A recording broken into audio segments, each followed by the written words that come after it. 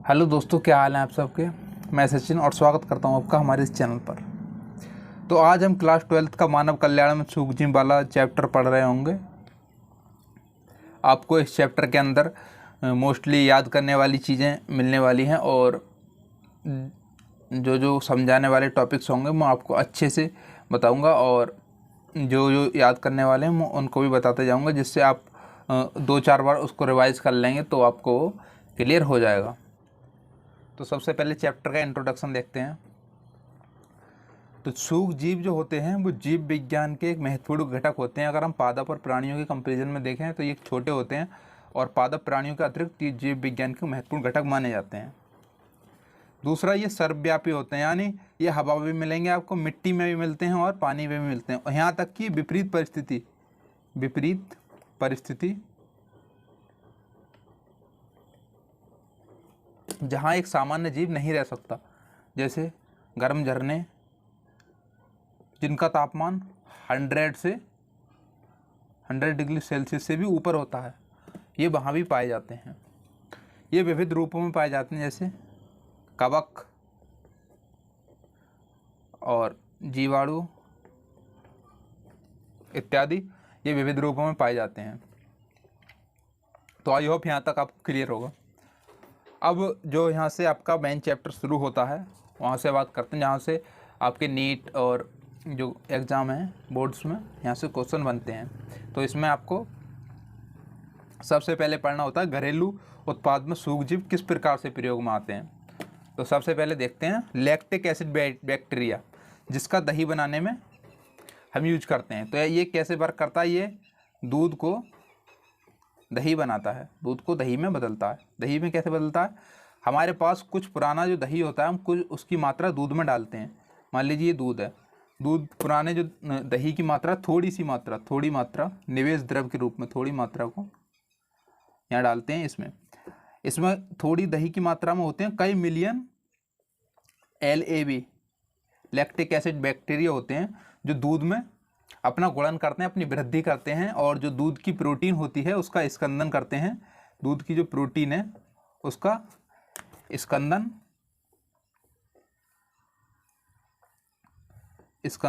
व अपचयन करते हैं। दूध की जो प्रोटीन है उसका स्कंदन व अपचयन करते हैं, जिससे दूध दही में बदल जाता है। और इसके अतिरिक्त जब दूध से दही में बदलते हैं तो दही में विटामिन B12 की मात्रा बढ़ जाती है। विटामिन B12 की मात्रा की जो मात्रा बढ़ जाती है, यानी जो एरो ऊपर को सो रहा है, यानी कि विटामिन B12 की मात्रा बढ़ जाती है। तो विटामिन B12 की मात्रा बढ़ने से क्या होता है, जो परनीसिस एनीमिया नाम की जो बीमारी होती है उससे विटामिन B12 की कमी से होती है। तो विटामिन B12 से अगर हम दही ज़्यादा खाते हैं तो परनीसियस एनीमिया का खतरा ख़त्म हो जाता है। और जो दूध से जो हमारे, क्योंकि विटामिन B12 की मात्रा बढ़ने का कारण और क्योंकि लैक्टिक एसिड बैक्टीरिया अपना जो लैक्टिक एसिड का निर्माण करता है, जिसकी वजह से प्रोटीन स्कंदन तथा पाचन होता है। तो यानी कि लैक्टिक एसिड है, जब एसिड है तो जो हमारे पेट के अंदर होने वाली एसिड, जो हमारे जो एसिड से होने वाली जो रोग हैं उनसे भी हमें काफ़ी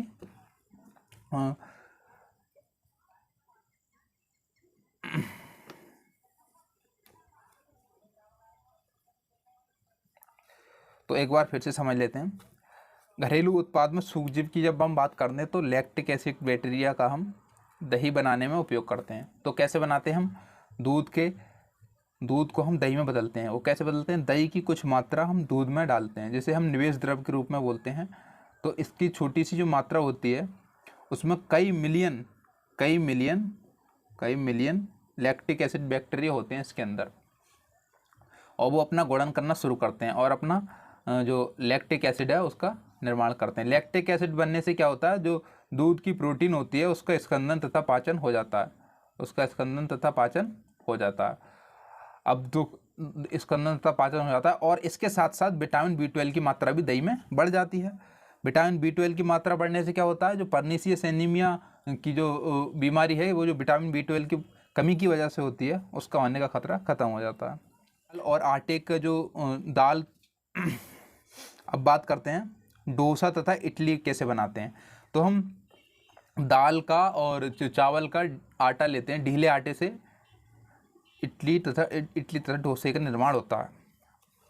इससे जो चावल और दाल के ढीले आटे से इडली व डोसे का निर्माण होता है। तो उसके लिए हमें ढीले आटे की आवश्यकता होती है। अब ढीला आटा हम ल्यूकोनॉन स्टॉक बैक्टीरिया से किण्वन द्वारा बनाते हैं। तो ये क्या करता है, उसमें किण्वन की क्रिया करता है और उससे CO2 बाहर निकलती है, जिससे कि जो हमारा आटा होता है उसमें CO2 निकलने से वो ढीला हो जाता है और जो हमारे इडली फिर और डोसा बनाने में सहायता मिलती है। तो आपको ध्यान रखना है, जो चावल और दाल का जो आटा होता है उससे हमें इडली तथा डोसा बनते हैं, किसकी सहायता से, ल्यूकोनॉस्टॉक बैक्टीरिया से किण्वन द्वारा। दूसरा, ब्रेड बनाने में जो गेहूं के जो आटे होते हैं वो उसमें हम सैकेरोमाइसिस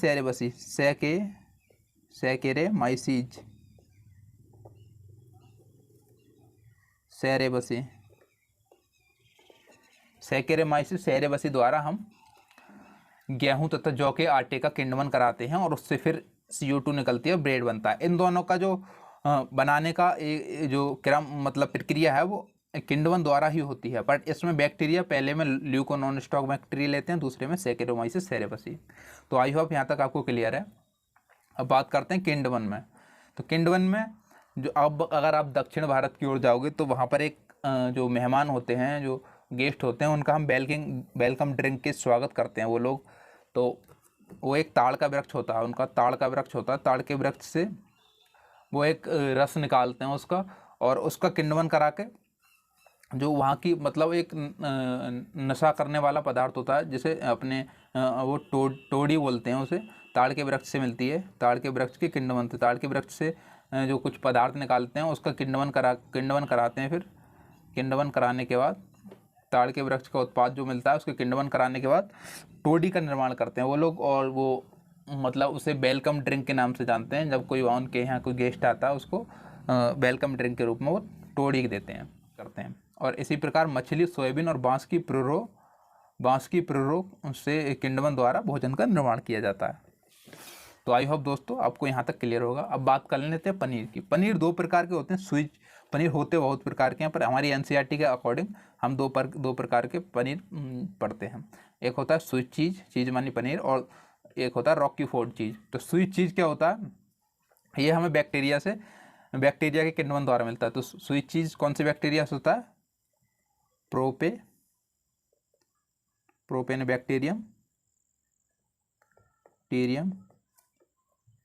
बैक्टीरियम सारमेनाई, प्रोपेनोबैक्टीरियम सारमेनाई के किण्वन द्वारा हमें स्वीट चीज़ मिलता है, जिसमें। और दूसरा रॉकी फोर्ड चीज़ मिलता है हमें कवक से। कवक कौन सा, पेनिसिलियम रॉकी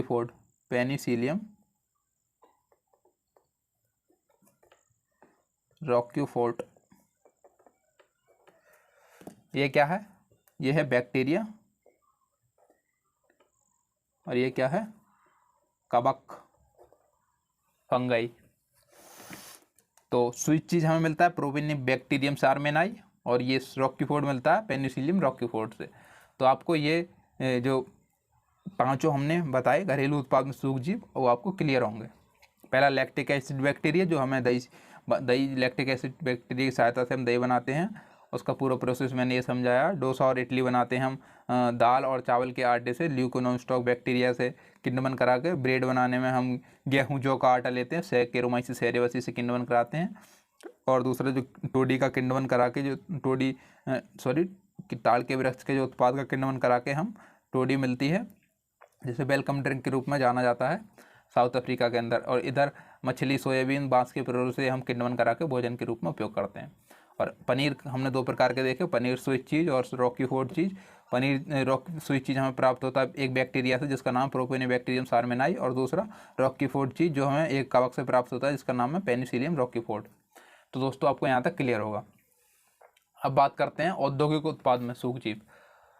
औद्योगिक उत्पाद में, क्योंकि औद्योगिक उत्पाद की बात करते हैं तो हमें एक बड़े स्तर पर उत्पादन की आवश्यकता होती है, तो उसके लिए हमें फर्मेंटर और किंडवन के बड़े बड़े बर्तन की आवश्यकता होती है।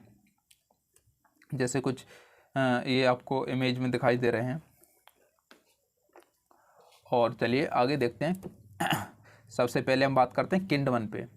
तो ब्रेड बनाने में मैंने अभी आपको बताया, ब्रेड बनाने में बड़े स्तर पर भी हम जो गेहूं जौ का आटा लेते हैं उसको सैकेरोमाइसिस सेरेबसी से हम किंडवन द्वारा ब्रेड बनाते हैं।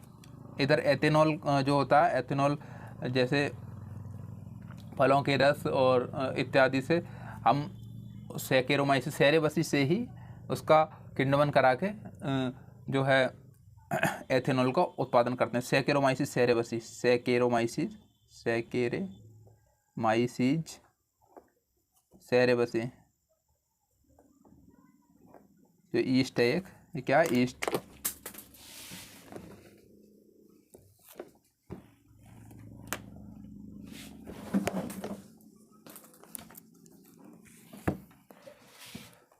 ये एक ईस्ट है। सैकेरोमाइसिस सेरेबसी से हम, जिसे हम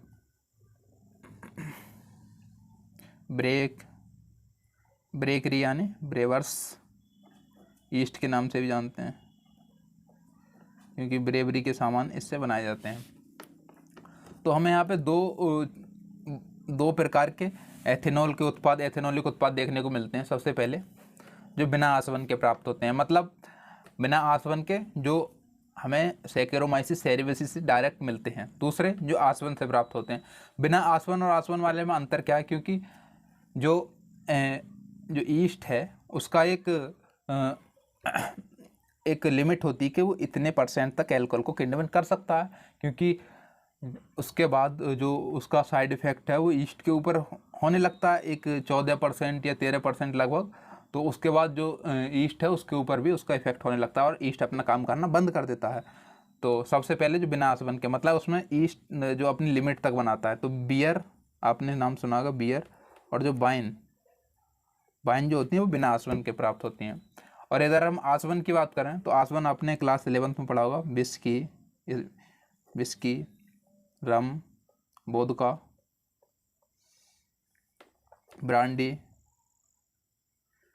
ब्रांडी, ये सब हमें आसवन के द्वारा मिलती हैं। ओके, यहाँ तक आपको क्लियर होगा। तो अब बात कर लेते हैं, आई होप एक बार इससे रिवाइज कर लेते हैं। औद्योगिक उत्पाद में सूक्ष्मजीव की बात करी हमने। हम जब औद्योगिक उत्पाद की बात करते हैं तो हमें बड़े स्तर पर उत्पादन की आवश्यकता होती है। इसके लिए हमें तो हमने औद्योगिक उत्पाद में सूक्ष्मजीव की बात की, तो उसमें हमें बड़े स्तर पर उत्पाद की आवश्यकता होती है। उसके लिए हमें बड़े बर्तन जैसे फर्मेंटर की या किण्वन बर्तन की आवश्यकता होती है। किण्वन पे जो देखे हमने दो प्रकार के देखे, एक जो ब्रेड बनाने में तो जो हम सैकेरोमाइसिस सेरेबसी का इस्तेमाल करते हैं, उसी ईस्ट का उपयोग हम एथेनॉल के निर्माण में करते हैं। तो हमने यहाँ पर दो प्रकार के उत्पाद देखे, बिना आसवन द्वारा और आसवन द्वारा। बिना आसवन के बियर और वाइन, और आसवन द्वारा विस्की, रम, वोदका, ब्रांडी इत्यादि। अब बात कर लेते हैं प्रतिजैविक की। प्रतिजैविक, पहले तो प्रतिजैविक का आपको मतलब समझ में आना चाहिए। प्रति यानी खिलाफ, प्रति यानी खिलाफ, और जैविक मतलब जीवन के खिलाफ। यानी प्रतिजैविक का जो मतलब है जीवन के खिलाफ कोई चीज जो होती है उसे प्रतिजैविक बोलते हैं। बट ये जो जीवन के खिलाफ बात कर रहे हैं हम, ये ओनली सूक्ष्म जीव के लिए ही वैलिड है। अगर हम इसे मनुष्य के पॉइंट ऑफ व्यू से देखें तो ये मनुष्य के खिलाफ ना होकर मनुष्य के लिए लाभदायक साबित होता है। तो आई होप आपको यहाँ तक प्रतिजैविक का मतलब समझ में आ गया होगा। तो प्रतिजैविक का कार्य क्या है? ये सूक्ष्म जीव पे कार्य करता है। जो सूक्ष्म जीव होते हैं उन पर कार्य करता है और उनकी वृद्धि को रोकता है, नष्ट कर देता है। ओके, तो इसी कारण जो द्वितीय विश्व युद्ध हुआ था उसमें इसका बहुत ही ज़्यादा इस्तेमाल किया गया था। एक कवक जिसे हम पेनिसिलियम नाम से जानते हैं, उसका बहुत ही ज़्यादा उपयोग किया गया था। तो पेनिसिलियम, तो एंटीबायोटिक की खोज जो है एक इंटरेस्टिंग कहानी है जिसको मैं बता रहा हूँ आपको। जैसे तो एक प्रतिजैविक की जो खोज हुई थी, एक बहुत ही इंटरेस्टिंग कहानी है ये। एक वैज्ञानिक जिनका नाम एक वैज्ञानिक अलेक्जेंडर फ्लेमिंग, जो कि स्ट्रेप्टोफाइलोकोकस बैक्टीरिया पर काम कर रहे थे। उन्होंने कुछ जो उनकी प्लेट थी जिन पर बैक्टीरिया लगा हुआ था, उन्होंने उनको धोना भूल गए, साफ़ करना भूल गए। तो अगले दिन जब वो अपनी लैब में वापस आए, उन्होंने देखा कि जिन प्लेट्स को मैंने नहीं धोया था उन पर बैक्टीरिया की वृद्धि रुक चुकी है और उस पर एक कवक जमा हुआ था जिसे पेनिसिलियम नोटिनम के नाम से जानते थे। तो उन्होंने देखा कि जो पेनिसिलियम था, नोटिनम था, उससे एक पदार्थ निकल रहा था। वो पदार्थ जो था वो एक एंटीबायोटिक था। एंटीबायोटिक यानी कि जो एंटीबायोटिक जो कि बैक्टीरिया की ग्रोथ को रोक रहा था। तो उन्होंने उसे पेनिसिलियम के नाम से जाना। मगर बाद में दो वैज्ञानिक अनरेस चैन और हावर्ड फ्लोरे ने इसकी प्रभावशाली एंटीबायोटिक की रूप में खोज की थी। किसकी? पेनिसिलियम की। और इन्हीं की वजह से इन तीनों वैज्ञानिक यानी फ्लेमिंग और चैन और फ्लोरे को 1945 में इन्हें नोबेल पुरस्कार प्राप्त हुआ था। तो आई होप आपको एंटीबायोटिक की खोज की जो कहानी है वो क्लियर हो गई। उसके बाद बात करते हैं जो एंटीबायोटिक्स है, कुछ रोगों के उपचार में भी हम प्रयोग करते हैं, जैसे प्लेग, काली खांसी और प्लेग, काली खांसी, डिप्थीरिया और लेप्रोसी।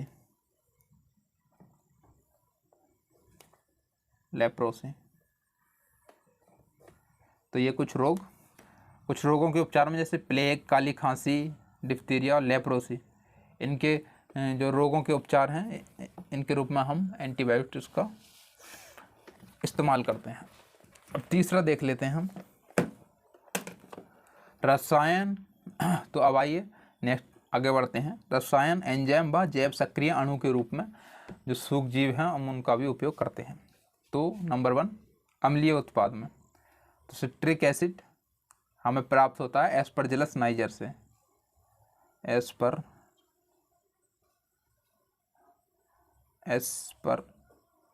एस्परजिलस नाइगर से, जो क्या है? एक कवक है। दूसरा एसिटिक एसिड, एसिटोबैक्टर एसिटियाई।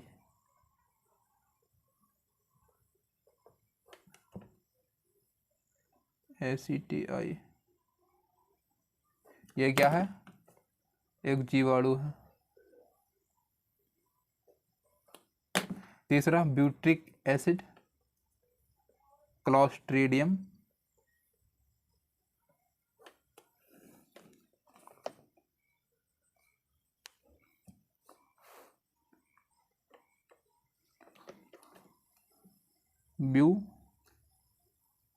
ब्यूटाइलिकम। ये भी क्या है? एक बैक्टीरिया है। और लैक्टिक एसिड के बारे में तो अभी मैंने बहुत बात की थी। LAV शॉर्ट में लिख रहा हूँ मैं इसको, लैक्टिक एसिड बैक्टीरिया, जिससे जो कि दूध की जो प्रोटीन है उसका पाचन होता है। अब बात कर लेते हैं एथेनॉल। एथेनॉल तो वही सैकेरेमाइसिस सेरेबसी जो कवक है, जिसे ब्रीवियर ईस्ट के नाम से भी जानते हैं, सैकेरेमाइसिस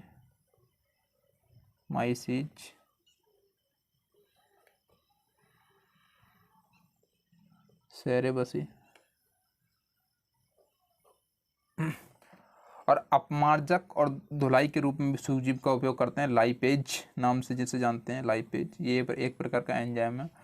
और आपने देखा होगा जो हम अपने घर में जो फलों का रस निकालते हैं, वो बाज़ार के फल की रस में की तुलना में थोड़ा गंदा भी होता है और उतना स्वच्छ भी नहीं लगता वो। तो बाज़ार का जो रस होता है उसके अंदर हम पैक्टिनेज और प्रोटीएज जैसे एंजाइम का उपयोग करते हैं, जिसकी वजह से जो बाज़ार का जो रस होता है वो काफ़ी साफ सुथरा लगता है और स्वच्छ भी होता है। तीसरा, जो हृदयाघात होता है उसमें जो हम थक्के का इंजेक्शन देते हैं, उसमें स्ट्रेप्टोकाइनेज का इंजेक्शन होता है वो। वो किससे निकाला जाता है? स्ट्रेप्टोकोकस से। तो यानी रक्त का थक्का हटाने में हम किसका इंजेक्शन देते हैं? स्ट्रेप्टोकाइनेज। स्ट्रेप्टोकाइनेज यह हमें प्राप्त किससे होता है? स्ट्रेप्टोकोकस से। स्ट्रेप्टोकोकस जीवाणु से प्राप्त होता है।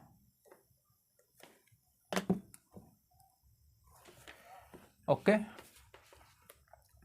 अब बात करते हैं जैव सक्रिय अणु की। तो जैव सक्रिय अणु में सबसे पहले हम साइक्लोस्पोरिन ए की बात करें तो साइक्लोस्पोरिन ए क्या होता है? जो अंग प्रत्यारोपण जो लोग करते हैं उनको साइक्लोस्पोरिन ए की लेने की आवश्यकता होती है, जो कि हमें ट्राइकोडर्मा कवक से प्राप्त होता है।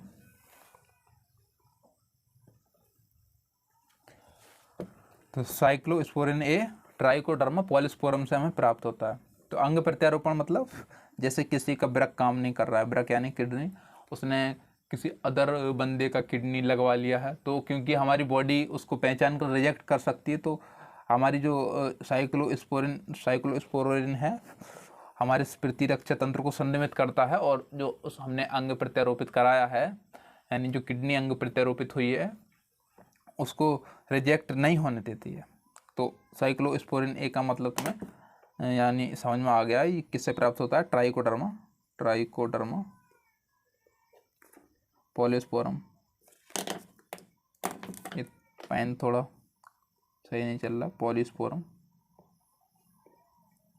ओके, अब दूसरा स्टेनिन।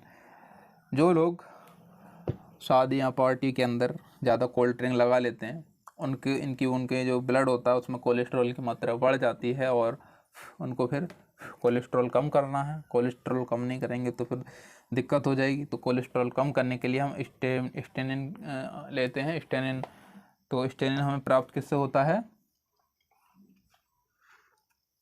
मोनास्कस परप्यूरियस से एक कवक होती है, मोनास्कस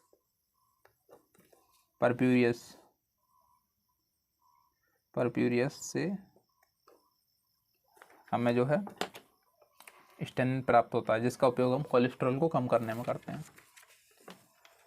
अब हम बात करेंगे एक बहुत ही इम्पोर्टेंट टॉपिक, बाह्यतुमल उपचार। आपने ये सुना होगा, देखा भी होगा, बाह्यतुमल उपचार की बात करते हैं हम। तो सबसे पहले कारण देख लेते हैं, ऐसा कौन सा कारण है जिससे हमें बाह्यतुमल उपचार की आवश्यकता होती है। तो आपको ये पता होगा प्रतिदिन जो हम शौच के लिए हमें बहुत अधिक जल की आवश्यकता होती है। अगर एक दिन एक घर में कुछ मान लो कुछ मात्रा जल की आवश्यकता, तो पूरे सिटीज़ के अंदर, नगर के अंदर बहुत अधिक जल व्यर्थ हो जाता है। अगर हम उस जल को प्यूरीफाई नहीं करेंगे, उसका उपचार नहीं करेंगे, तो जल की वैसे ही कमी है और ज़्यादा कमी हो जाएगी। तो यही कारण है कि हमें बाह्यतुमल का उपचार करना पड़ेगा। और बाह्यतुमल का उपचार करने का दूसरा वजह ये भी है क्योंकि बाह्यतुमल जब हम इतना स्टोर नहीं कर सकते अपने टैंक के अंदर, उसको जब बाहर निकालेंगे तो उसको खुला भी नहीं छोड़ सकते। अगर खुला छोड़ दिया तो उससे आप जान सकते हो कितनी विभिन्न प्रकार की बीमारियां हो सकती हैं, आप खुद सोच सकते हो इस बात को। तो इसी वजह से हमें बाह्यतुमल का उपचार करना होता है। तो बाह्यतुमल का उपचार हम देखते हैं, इसमें हम दो प्रकार के उपचार करते हैं, प्राथमिक और द्वितीयक। तो सबसे पहले हमारे पास क्या है? अभी हमारे पास है बाह्यतुमल में हम सबसे पहले प्राथमिक उपचार करते हैं। बाह्यतुमल हम ले आए अपने प्राथमिक उपचार में, पहले टैंक, जो सेटलिंग टैंक कहते हैं, इसके अंदर ले आए। तो इसमें हम भौतिक उपचार बोलते हैं इसको। इसमें दो प्रक्रिया होती हैं। पहली प्रक्रिया में दो प्रक्रिया, एक होता है अवसादन। अवसादन में क्या होता है? अवसादन, और एक होता है निस्यंदन। तो अवसादन के अंदर क्या होता है? जो पत्थर होते हैं, कण होते हैं, बड़े बड़े कण होते हैं और धूल मिट्टी होती है, वो नीचे बैठ जाती है, अवसादन। और निस्यंदन में क्या होता है? जो हमारे पॉलीथीन और वैसी जो चीज़ें ऊपर तैरती रहती हैं उनको हम निस्यंदन द्वारा हटा लेते हैं। यानी एक ये आ रहा है, हम यहाँ पे एक वो लगा देते हैं विंडो टाइप, उसमें से जो वैसी ऊपर तैरने वाले जो मटेरियल्स हैं उनको हटा लेते हैं। यानी यहाँ से निस्यंदन हो जाता है, और अवसादन में जो नीचे बैठ जाती हैं उनका अपसाधन हो जाता है। यानी ऊपर, अब हमारे पास ऊपर क्या रह जाता है, जो ऊपर जो तरल रह जाता है उसको बोलते हैं हम बहिस्त्राव, और जो नीचे बैठ जाता है उसे बोलते हैं हम प्राथमिक आपंक। ओके, यहाँ तक क्लियर होगा। अब हम बहिस्त्राव को क्या करते हैं, बहिस्त्राव को यानी जो हमें यहाँ प्राप्त हुआ है बहिस्त्राव को हम यहाँ भेज देते हैं। यानी द्वितीयक उपचार के लिए हम, यानी द्वितीयक उपचार एक जैविक उपचार है, द्वितीयक उपचार के लिए हम अगले टैंक के अंदर भेज देते हैं। इसको वायवीय टैंक भी कहते हैं। इसका कारण ये है क्योंकि हम इसमें जो हमारे पास बहिस्त्राव आया है उसका वायु द्वारा उपचार करते हैं। अब वो कैसे करते हैं, हम इसमें बड़े बड़े यंत्रों के द्वारा, मोटर्स के द्वारा इसमें हम इसको हिलाते हैं यांत्रिक तरीके से, और उसमें हम वायु को छोड़ते हैं।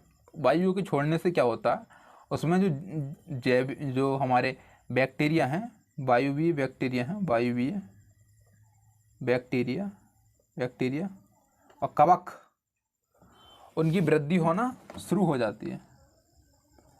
अब वृद्धि होना शुरू हो जाती है तो उसके अंदर जो कार्बनिक पदार्थ हैं ये उनका उपयोग करते हैं। तो कार्बनिक पदार्थ का उपयोग करने से क्या होता है, उसकी बीओडी कम हो जाती है। बीओडी का मतलब मैं आपको समझा देता हूँ। बीओडी एक प्रकार का माप है जो कि 1 लीटर जल को, 1 लीटर जल में उपस्थित कार्बनिक पदार्थ को